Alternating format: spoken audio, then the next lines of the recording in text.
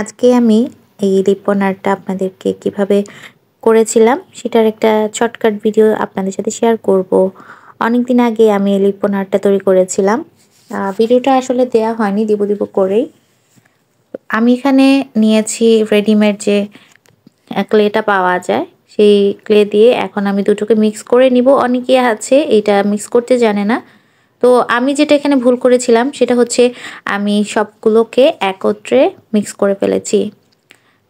আপনারা কিন্তু অর্ধেক অর্ধেক করে মিক্স করে নিতে পারেন, কারণ এটা কিন্তু অনেক বেশি শক্ত হয়ে যাবে যদি আপনারা একসাথে মিক্স করে ফেলেন। এটা খুব দ্রুতই শক্ত হয়ে যায়।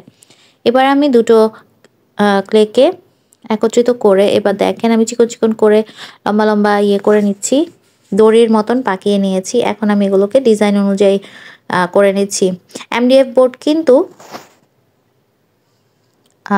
প্লেনও পাওয়া যায়, এখানে আমি ডিজাইন করাটাই নিয়েছি। যারা ভালো ডিজাইন করতে পারে তারা শুধু প্লেন যে এমডিএফ বোর্ডটা পাওয়া যায় সেটা নিয়ে নিতে পারেন। আমি কিন্তু এটা ফার্স্ট টাইম করছি, তাই আমার খুব বেশি একটা সুন্দর হয়নি।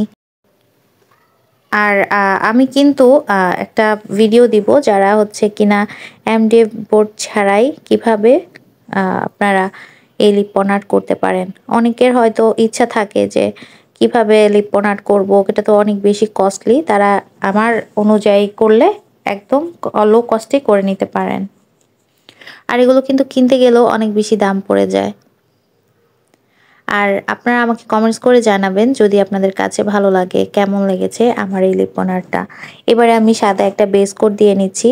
এখানে জেসও ইউজ করতে পারেন, তবে জেসও যদি একটু কস্টলি হয়ে যায়, যারা একটা দুইটা কাজ করবেন তাদের জন্য আমি মনে করি জেসও না কিনে এভাবে সাদা কালারটা করে নেবেন, তাহলে রঙের পরিমাণটা একটু কম লাগবে। এবারে আমি আমার পছন্দ অনুযায়ী কালারগুলো করে নিচ্ছি। কালারটা যত বেশি কন্ট্রাস্ট রাখবেন তত বেশি আপনার লিপন আর্টটা অনেক বেশি ফুটে উঠবে। সো এভাবেই আমি একে একে কালারগুলো দিয়ে নিচ্ছি। প্রথমে ইয়েলো কালার দিয়েছি, তারপর অরেঞ্জ কালার, এরপর আমি ফাঁকে ফাঁকে ব্লু কালার দিয়ে নিব। এই যে দেখুন, এটা কিন্তু খুব সুন্দর একটা কালার চলে এসেছে। এবার আমি হালকা কিছু ডিজাইন করে নিচ্ছি। এবার আমি গ্লাস বসানোর আগেই কিন্তু প্রথমে রংটাকে খুব ভালো করে শুকিয়ে নিতে হবে, তারপর আমি ভার্নিশ দিয়ে নিচ্ছি। ভার্নিশ দেওয়ার কারণে কিন্তু আপনার এই লিপন আর্টের অনেক দিন স্থায়ী থাকবে, এবং আপনারা চাইলে কিন্তু খুব ভালো করে এটাকে ক্লিন করে নিতে পারেন। যেহেতু এগুলো ধুলাবালি পড়বে, তো খুব ভালো করে ক্লিন করে নিতে পারবেন। আর এই কাজটা কিন্তু অবশ্যই গ্লাস বসানোর আগেই করে নিতে হবে। এভাবেও কিন্তু চাইলে আপনারা করে নিতে পারেন, গ্লাস না বসেও কিন্তু খুব সুন্দর লাগছে দেখুন। তারপর ভার্নিশটা শুকিয়ে গেলে আমি এবার আঠা দিয়ে গ্লাসগুলোকে লাগিয়ে নিচ্ছি। আমি এখানে 3 থেকে 4 ডিজাইনের গ্লাস বসিয়েছি। দোকানে কিন্তু আরও বিভিন্ন ধরনের গ্লাস পাওয়া যায়।